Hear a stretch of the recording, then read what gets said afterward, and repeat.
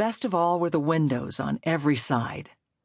During the day, they bathed the room in light, and every evening I pulled the shades closed.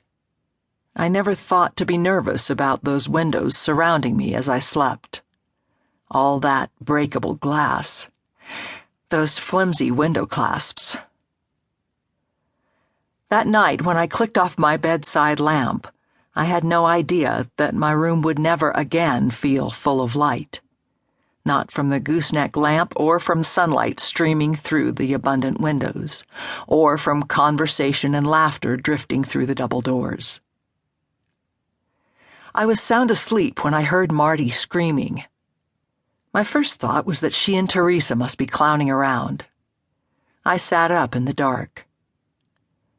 At the same moment, I felt someone beside me on the bed, a body pushing against me and pressing something cold and metallic against my temple. He was breathing hard and hissing words in a high-pitched voice. He sounded young and nervous and angry and black.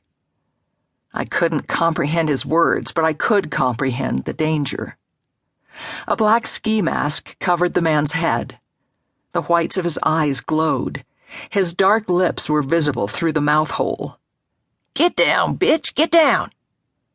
Time stopped as I tried to think. This wasn't a dream. This was really happening. This man had broken into our house. This man who had broken into our house meant to harm us. "On the floor, bitch!" What was he saying? What did he want? Upstairs, Marty had stopped screaming.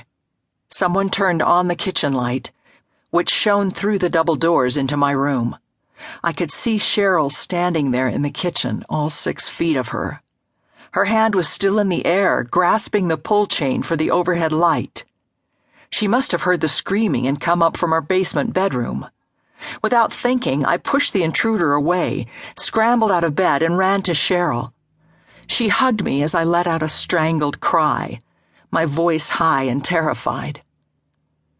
The intruder followed me into the kitchen, yelling. He grabbed me from behind and shoved the gun into my side. The pull chain was swinging wildly around our heads, and he cursed until he got a hold of it. He gave it a firm tug, and everything went dark. I heard, rather than felt, a sharp crack. It occurred to me, almost as if I were wrapped in many layers of gauze, that the sound had come from his gun connecting with my skull. "Get down!" He was furious. Cheryl and I dropped to all fours. We were both whimpering. He kicked us. "Move!" We crawled forward, shoulder to shoulder, like animals. My long flannel nightgown kept tripping me, and I had to pull the fabric away from my knees so I could keep crawling. At the doorway, we jammed up, so Cheryl went first and I followed. We passed from the worn linoleum of the kitchen onto the rough carpet of the dining room. "Get down." This command came from a different voice, one strangely low and rough. I looked up to see our other housemates, Marty, Teresa, and Karen, enter the dining room, followed by another masked man with another gun. The women looked ghostly in their 90s, barely visible in the faint streetlight that filtered through the curtained windows. The man was as dark as a shadow, dressed all in black with a ski mask over his head. "On the floor, face down." My friends dropped to their knees. The 2 intruders moved around us, kicking our feet and bodies.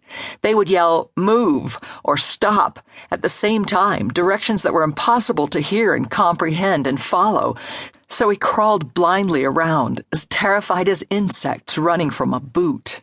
"Shut up," they yelled over and over, even though no one was talking.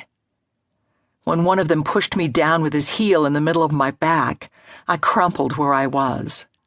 I could hear my own blood pounding in my ears. I buried my face in the carpet, which smelled faintly like soap. We had shampooed the carpets with a rented machine just a month before, for our first party of the semester. I could hear ragged breathing beside me. We seemed to be lying in a row like sardines, alternating heads and feet. I thought Marty was on one side of me and Cheryl on the other, but